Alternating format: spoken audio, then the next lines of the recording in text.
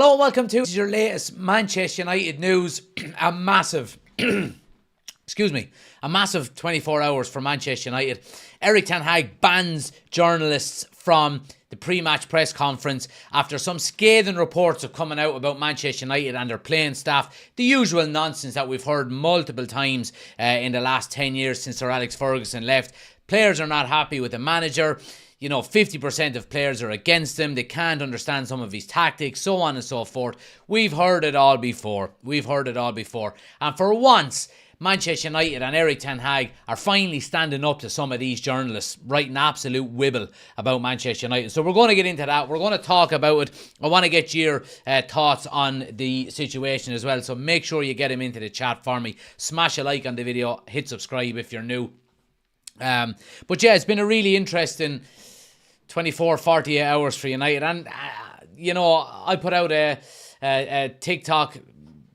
When was it? It was Sunday in relation to how I'm backing Erik ten Hag on the back of an absolute terrible performance against Newcastle, and a lot of players coming for criticism, so on and so forth. And it's been galvanised, that support for Erik ten Hag in the last 12 hours or so, ever since his news conference, since the reports come out suggesting that he was going to ban reporters. But yeah, I'm absolutely delighted for it, I have to say. Who have we got in the chat? Reese is there, Chris is in, Ben is in as well. Good to see you guys. Oshin is there as well. Who have we got on TikTok? Football Matt is there. Colin is in as well. Tom Selleck is gone. He is gone. Jack is back. So he is. But yeah, let's jump straight into it, guys. So, look, obviously a report came out from a number of different sources yesterday in relation to the Manchester United playing staff, and players weren't happy with Ten Hag. Manchester Evening News ran with it. Sky Sports News ran with it as well. Karve Solikov, and they were all banned. Which is great to see. But look, we'll get into it. Samuel Luckhurst in the Manchester Evening News reported that Erik ten Hag is losing the confidence of players and some staff members. A dressing room source said the situation is so bad, while some senior Manchester United players have expressed concern at the direction of the club. He goes on to say, some time-served players, so we all know what that means, some time-served players are not players that have come in the door in the last 12 months, are startled by the calibre of Erik ten Hag's signings. One is believed to be particularly perplexed by the addition of Rasmus Højlund, nonetheless. I'll read through them all and then we'll get into them individually. Several players blame Ten Hag for the regularity of the losses due to the similarity of Man United's performance level. United players are understood to have been specifically surprised by Ten Hag's sudden tactical shift for the 3-1 home defeat to Brighton in September. United reverted to a diamond formation, and a source close to one of the players said the tweak came out of nowhere. Fucking nonsense. There are concerns among the Manchester United hierarchy that some players are demotivated. Anthony Martial has been identified as one of the prime players who was not invested enough in helping United to succeed, while there are growing issues over Marcus Rashford. Anthony Wout Weghorst and Mason Mount are among the other signings who have been questioned by Manchester United players. Okay, so that was basically the gist of what was said by these reports. And look, it's copy and paste, isn't it, over the last few years with Manchester United. And with these reports specifically coming out, no problem with journalists coming out and talking about Manchester United. That's their job. But there just seems to be this kind of smell in the air now, and it's United fans are copping onto it. They really are. It's this rinse and repeat cycle, not just with Manchester United in terms of replacing managers, but in terms of the media, and recycling these news stories all of the time. We thought last year when Erik ten Hag took over and we sold some players that maybe these leaks are going to be gone out of Manchester United. And it appears that hasn't been the issue. And supposedly that they are still there. And I think Manchester United fans are finally starting to cop on to it. We've had this rinse and repeat cycle in relation to managers because the club is so poorly run. a lot of them decisions, in my opinion, probably come off the back of a lot of negativity within, the media outlets that are reporting on Manchester United. And I would also say a lot of the fan base has questions to answer over the last few years as well, with their lack of potential, I suppose, patience more than anything else with managers. We've said constantly with Erik ten Hag, it feels different this time. It just feels different this time. Not in terms of, where we're going and things on the pitch or so on and so forth, but in terms of the support of the manager, in my opinion. I've got a lot of people in the comment section on any of the content that we do over the last few days that are Erik ten Hag out, staunchly Erik ten Hag out. And while I respect people's opinion, I don't agree with them. And it's brilliant to see once and for all United actually standing up for themselves more than anything. A report came out from Manchester United, a statement came out from Manchester United today saying, we're taking action against a number of news organisations today, not for publishing stories we don't like, but for doing so without contacting us first to give us the opportunity to comment, challenge or contextualise. We believe this is an important principle to defend, and we hope it can lead to a reset in the way we work together. And look, rightly so. I'm all for this. You don't want to, fact check, you don't want to get our opinion on something, then fine, you're banned. Get out. And we'll get on to what the Manchester Evening News came out and said, because they released a statement as well, and so did Samuel Luckhurst. He wrote an article basically backing himself. It was the most, self-indulgent story that has been written by a journalist, in my opinion. But United are, for the first time since, you would probably say, Sir Alex Ferguson, basically putting their foot down and saying, we're in charge here. You get a lot of your clicks and a lot of your traffic flow coming from negative Manchester United news. If there is negative Manchester United news, by all means report on it, but make sure that it's factually right and that you're not making up absolute wibble, because we just won't let you back in. I mean, historically, Sir Alex Ferguson didn't allow BBC into press conferences and didn't speak with him for, I think, nearly 10 years. And it's great to see finally, again, United are actually starting to stand up for themselves a little bit. And I think it's absolutely spot on. I think if you're not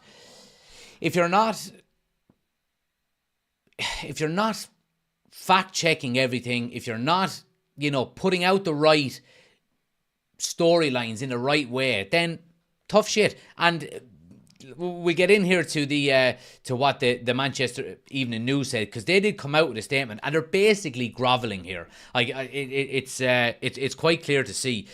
So the Manchester Evening News statement reads, United is a Mancunian institution. It's a privilege to have them on our doorstep and to cover them minutely, but we are not on the club's payroll on what we see shit, because basically the more negative you are, and not just in relation to Manchester United, but the more negative you are in relation to any news story, the more clicks you tend to get. It's just a way of life. People like negativity, and that's what these news outlets feed on. They go on to say that's why Manchester United's decision to ban our chief Manchester United writer from attending a press conference for reporting a story in good faith is so concerning. We want to have a cordial and positive relationship with those at Old Trafford. The club was, here we go. They're self-promoting themselves here. The club was still called Newton Heath and LNYR Football Club when we first began reporting on them. They even go on to the Munich air disaster. When the Munich air disaster robbed the club and the city, some of our brightest stars, our reporter Tom Jackson was among the dead. From the highs of the treble and the rancor of the 2005 takeover, we've never stopped talking about United, because United is part of the life of the city, and so are we. We cannot ignore what we know is happening. It is in the interest of the supporters. Bullshit, by the way. And it's in the interest of the club. Bullshit as well. It's in your own interest. It's in your own interest to get clicks and to generate as much revenue as you possibly can for your company, because that's what you are. You're a business. So, saying that it's in the interest of the supporters is absolute nonsense. And what was great to see today was the actual supporters turning on these media outlets and calling bullshit on them, because this rinse and repeat cycle, every 18 months to 2 years, fans are copping onto it now. They really, really are.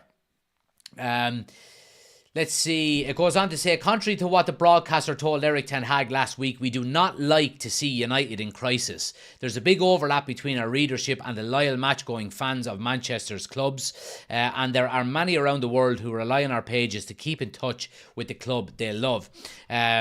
It's at press conferences where our journalists get a chance to ask questions on behalf of all these supporters. To be shut out for reporting a story we know to be accurate is wrong. That said, here we go. We largely have a productive relationship with Manchester United, and we want to continue. Our role is that of a concerned friend. Our preference is to move on. Of course it is. It finishes then. We suggest United looks closer to home for the sources of the disquiet rather than the shooting of a messenger. So yeah, it's basically saying, fuck United, but we're sorry, let us back in, and it's all your fault, basically, at the end of it. And look, I mean, United have put their foot down at long last, and I hope it is a reset. I hope it is a reset in terms of, you know, what stories are being reported on Manchester United. And, you know, the more legitimate journalists that, you know, you bring into these press conferences, the better. Because, look, we know with a lot of these media outlets that, you know, like I said previously, they thrive on negativity around Manchester United. And we seen with Erik ten Hag in that interview that he done last week, where the journalist let slip that, you know, we all like to see Manchester United in crisis. He stood up for himself there, and he said, oh, you like to see it? Yeah, well, you know, blah, blah, blah, we don't care, so on and so forth. But basically, it's all around this, you know, United players not backing Ten Hag. And I think that still has to be the core aspect of what we speak about here, because it is quite concerning that, one, these stories are coming out, but more concerned that I am is in relation to the lack of desire, the lack of professionalism that's coming out of the ranks at Manchester United from, you know, the playing staff more than anything. Anyway, let me get into some of the comments here and let's see what people are saying here. Chris says, I can bet Martial is the leak since he couldn't understand how to run. Oshin says, dressing room source, me bollocks.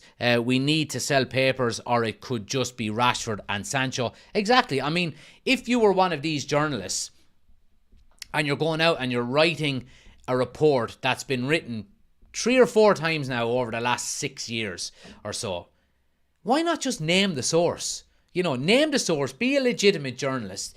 Let us know where you're getting these reports from, and the rest of your career, you will live off of that story. You know, you will be seen as a legitimate source. You will, you know, forever be, if Manchester United is what you're reporting on as part of your career, then you will forever be part of, you know, the tier 1 journalists, as we say, you know. So I'm all, you know, in agreement with what Oshin is saying there. Are you changing your mind on Erik ten Hag? Are you still with him? I'm still with him, 100%. Oshin says, serious question. If he does get the sack, I don't want him to. Who comes in? Seriously, not the likes of Rooney or Keane, who will actually do a better job. Exactly. I mean, I don't know if any of you heard what Richard Keys came out and said on BANS Sports. For any of you who don't know who Richard Keys is, maybe some of the younger people watching that don't know who he is. He basically used to be the head guy on Super Sunday on Sky Sports, and they got him and Andy Gray got sacked for. You just Google it, you'll find out. So basically, Richard Keys said, I know how to fix Manchester United. Let Erik ten Hag go. Go and get Xavi Alonso from Leverkusen. Give him and guarantee him 5 years to turn Manchester United around. You will get 5 years as a manager, and we'll give you Saudi money. And I was dumbfounded by it. I was like, you are the biggest fucking... There's words that I don't even want to say alive when I'm thinking about. I mean, why not give Erik ten Hag 5 years? You're going to the next hot prospect in relation to a manager. Now, you know, Xavi Alonso is doing unbelievable stuff at Leverkusen, and he is probably going to be a world-class manager down the line, absolutely. De Zerbi was the hot topic a month ago for about 2 or 3 weeks. Before him, who was the hot topic? Eric fucking Ten Hag was the hot topic before he came to Manchester United. He was the up-and-comer. So why would you give a brand new manager 5 years? Just give Eric Ten Hag 5 years and back him fucking properly. You know, like he should be. Give him the time to clear out the bullshit within the club and give him the money that he deserves with the support and the structure behind him and see what he can do with it. That's what I think anyway. Mark says, it's not managers we need to be changing. It's been done way too often and nothing has changed. It's players. Most of them are simply not good enough to play for Manchester United. I stand by Ten Hag. Ben says, I get sacked at work for not doing my job right. So why can't these so-called big players who's moaning? Chris says, I don't think Eric Ten Hag will get the sack. The money he would be owed and no one in line for the job. If Sir Jim comes in finally, that may change. Let's see. Ben says, plus if it's true it's December, there is a transfer window coming up, get your transfer request in sharpish. Absolutely. If you're worried about the way if you're a player at Manchester United, one of these players that, you know, have these journalist ears, and you're so concerned about where the club is going and the direction we're going in and the signings we're making and the manager's tactics, hand in a fucking transfer request. There you go. Here's my transfer request. I want to leave. No problem. But no, they won't, because they've got a cushy number. One of the reports has suggested United players are upset with Eric Ten Hag because they have to run too much in training. You know what I mean? If it was in the interest of the club, they would out the leakers, says Niall. Absolutely. And Mark says Richard Keys equals knobhead. There we go. Yeah, so anyway, let's get on to the actual Eric Ten Hag interview today, because, you know, there was an interview, his pre-match press conference, and obviously he was asked a number of questions in relation to these articles that were written. I won't lie, it wasn't the greatest press conference out of Eric Ten Hag. So he was asked if the players are behind him, and he says, yes, I am sure. You can see, for instance, the comeback against Brentford, the Burnley game, the Fulham game. Every time the team is there, showed great character, great determination, resilience. So we are together. You can see you can't play such great football as we did recently without unity. Now, I think that could have been worded a lot better, because, you know, you have to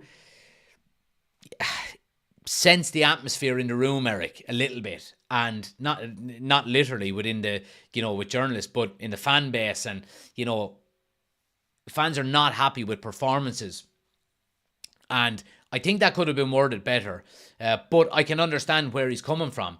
You know, we scored 3 goals against Everton, we scored 3 goals against Galatasaray, we were useless against Newcastle. If you had offered me 0 at the start of the game, Manchester United 0, I would have took it if I had known the performances that were on the way. He was also asked then as well about the journalist ban, and he said they should have come to us first and not go behind our back printing articles. That is not the right thing.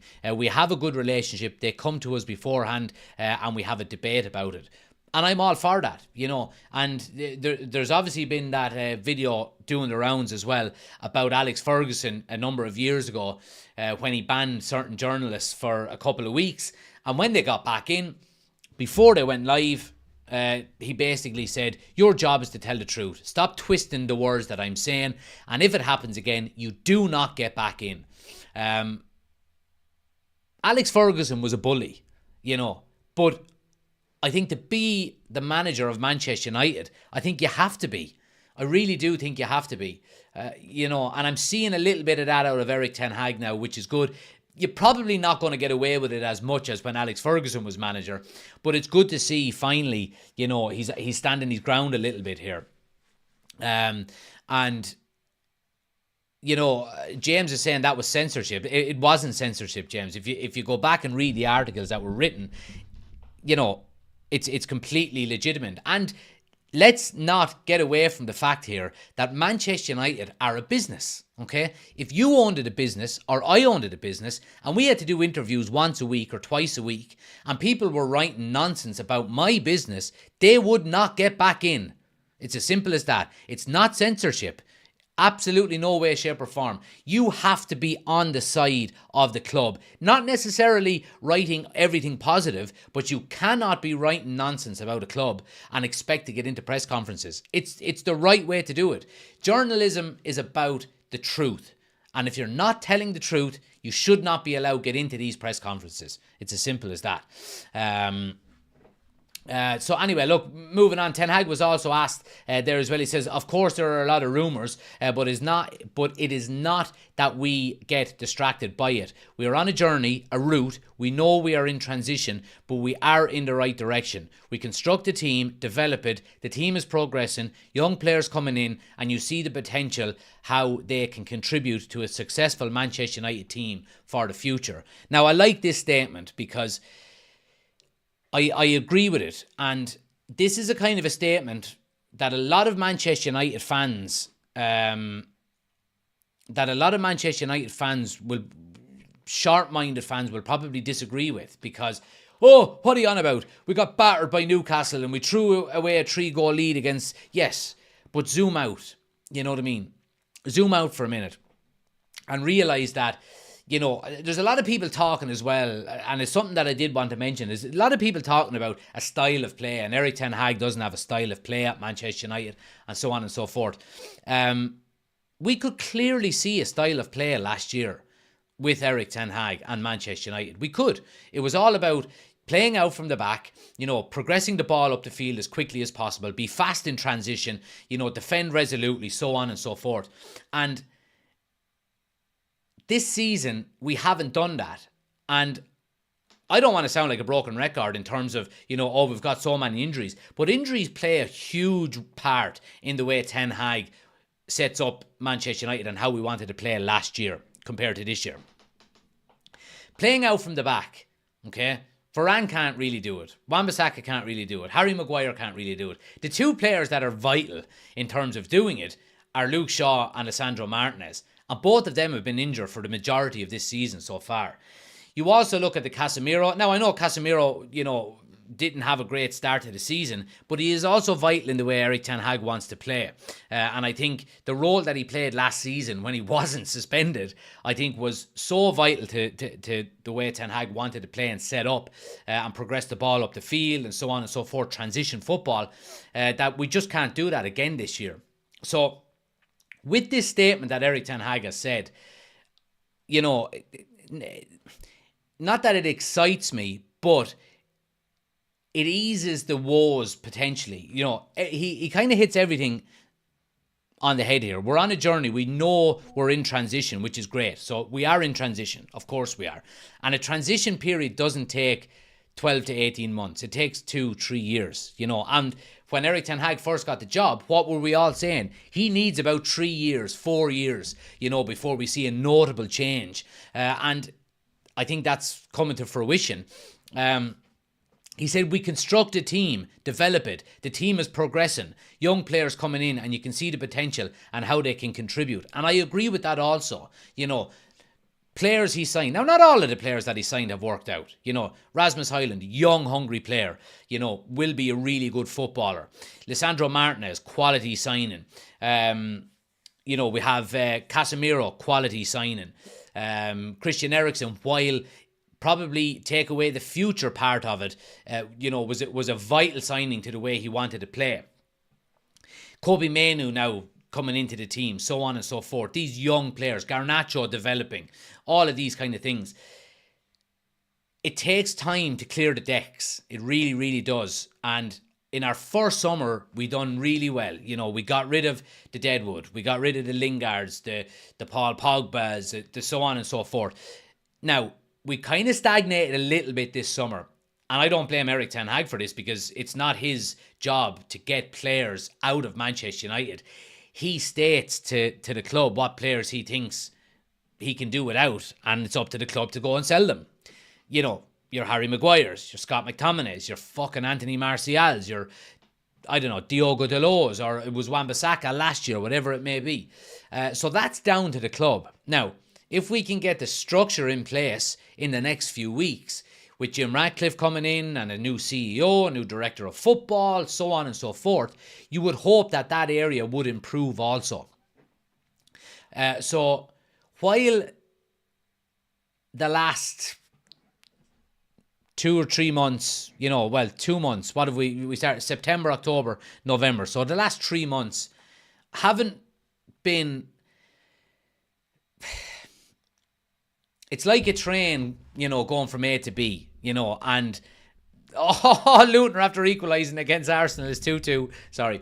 It's like a train going from A to B, and there's a number of stops along the way. Now, we're probably after, if there's 6 stops, A is when Ten Hag took over, B is winning the Premier League. If there's 6 stops, we're probably at the 2nd stop now. But one of the wheels is after coming off the track a little bit. So we might have to stay at this station for, a little period of time until we can get things fixed.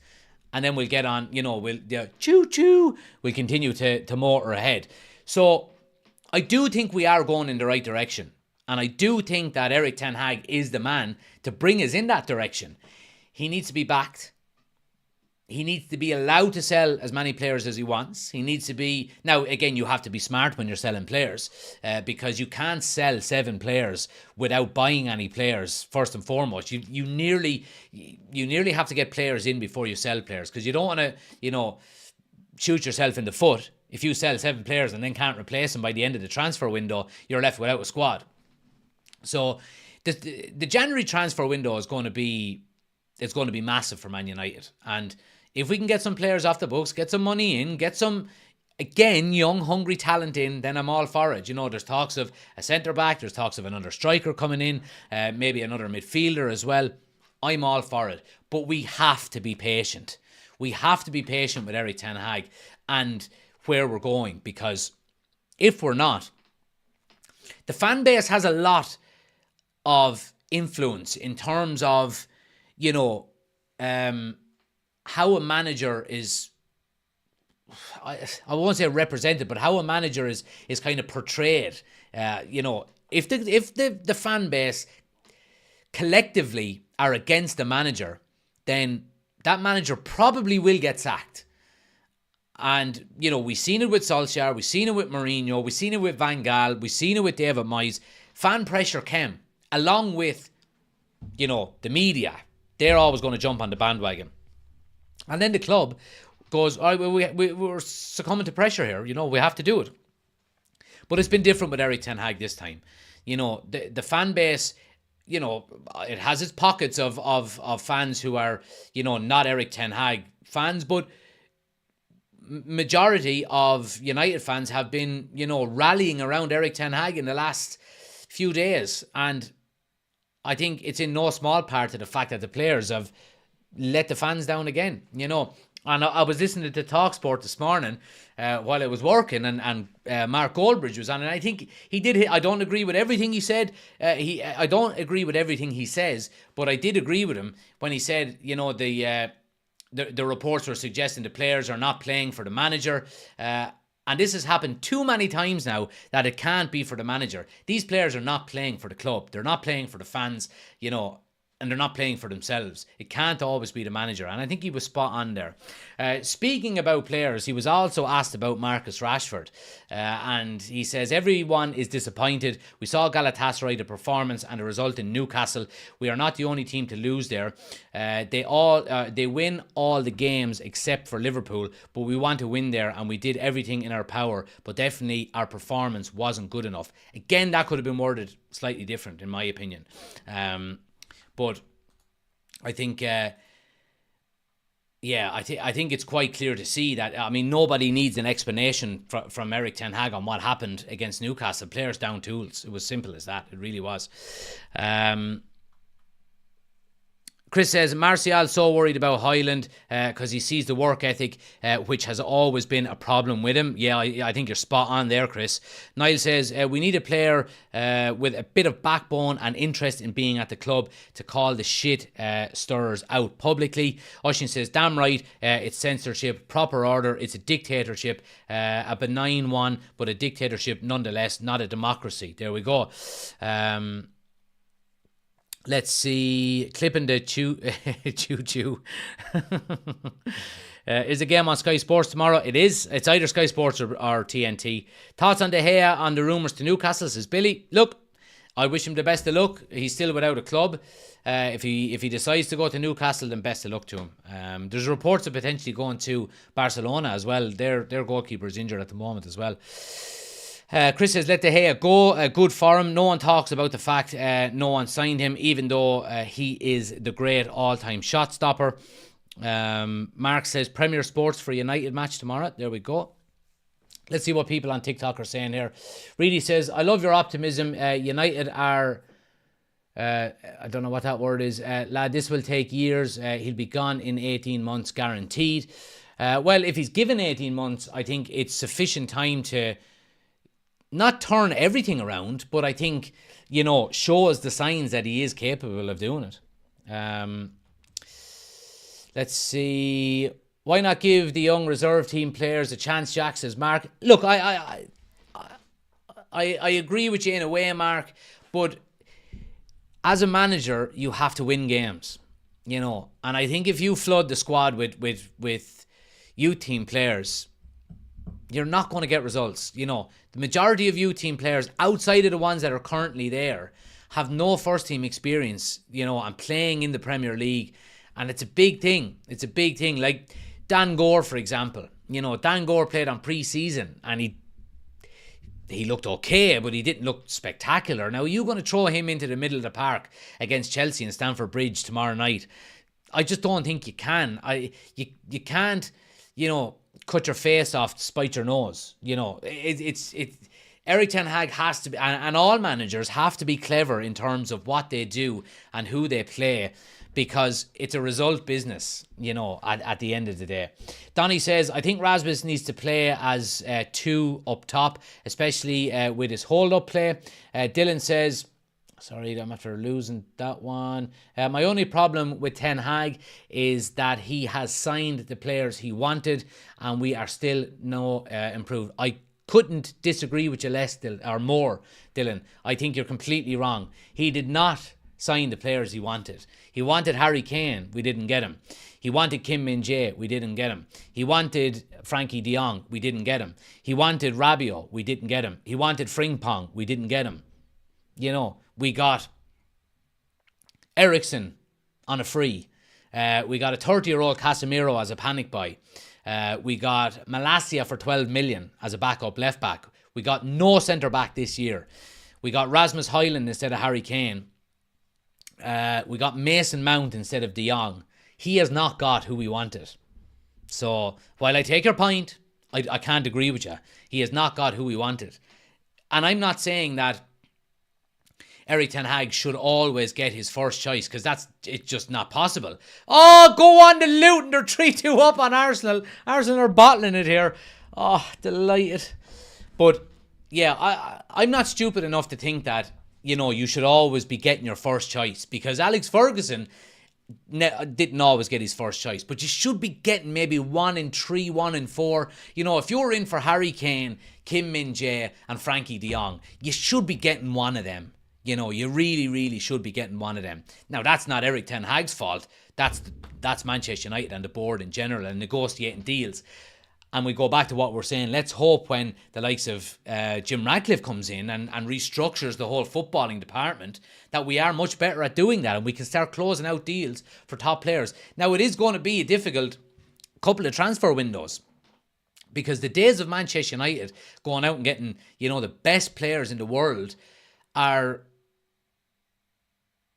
over for now, in my opinion, because we are not the best team in the world and we're not the best team in the Premier League. And I think that's why we fucking missed out so much on Harry Kane. I think it's the biggest mistake we made. Harry Kane was open to signing for Manchester United. He wanted to sign for Manchester United. We just wouldn't pay the money. Now, I know there was Daniel Levy on the other side, and he's a hard negotiator and so on, but just give him what he wants, because Harry Kane is that world-class player that we needed up front. I think Rasmus Højlund can get there, maybe not to the levels of Harry Kane, because he's one of the greatest Premier League strikers in history, but I think he can certainly be a very, very, very good striker for Man United. But I think we made a massive mistake in not closing the deal for Harry Kane. And Kim Min-jae was another one. Kim Min-jae had a release clause. All United had to do was trigger it, but they didn't, and we lost him to Bayern Munich. So let's hope that improves once the footballing department changes as well, because it's not going to be a sharp fix. That's the one thing I'm trying to reiterate here as much as possible, that we are not going to